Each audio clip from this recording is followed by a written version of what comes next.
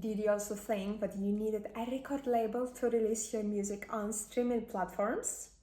Hi everyone, it's your passionate pianist and blogger Daria Vasileva, and today we're gonna talk about a very important and actually very exciting topic for independent and especially classical musicians out there.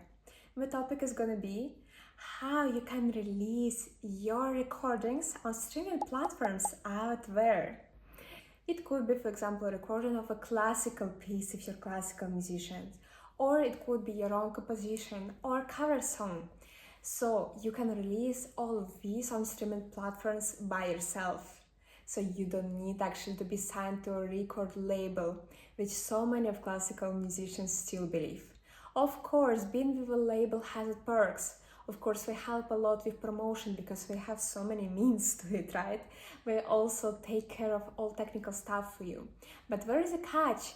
Record labels typically take anywhere from 50 to 90% of your earnings.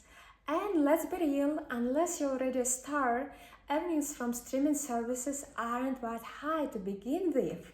For example, Spotify pays you between $0.003 and $0.004 per stream. But despite that, releasing your music on streaming platforms is still a great idea because it's an incredible way to reach a wider audience. It's an incredible tool to build recognition as an artist. And yes, you can still earn something while you're at it.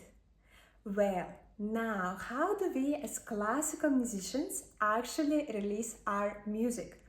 I always used to think that it's so difficult, but in reality it's much simpler. Of course, I'm still not an industry expert, I'm just a classical pianist who also composes and releases her own music, and I'm just happy to share a bit of knowledge that I gained from my own experience. Well, to get started, all you really need is a high quality audio recording in WAV format and a square cover image that belongs to you. That's it. Once you have those, it's time to upload your music to a distribution platform. I've used two platforms so far, DistroKid and CD Baby, and now I will walk you through the pros and cons of each of them from my perspective. DistroKid is fantastic if you're releasing a lot of music, including covers. We actually even handle licensing for cover songs, which is a huge plus, so you don't need to worry how to get rights to use cover songs. For example, another platform I use, CD Baby, doesn't do it. DistroKid operates on a yearly subscription. I'm on the basic, cheapest plan and it's totally enough. It costs $23 per year.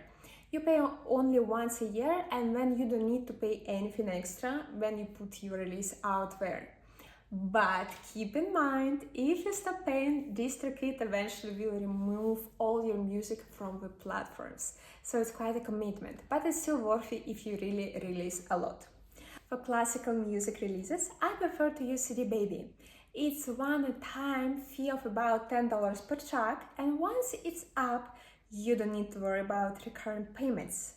I usually go with CD Baby for my classical releases because, for example, DistroKid doesn't let you add crucial information.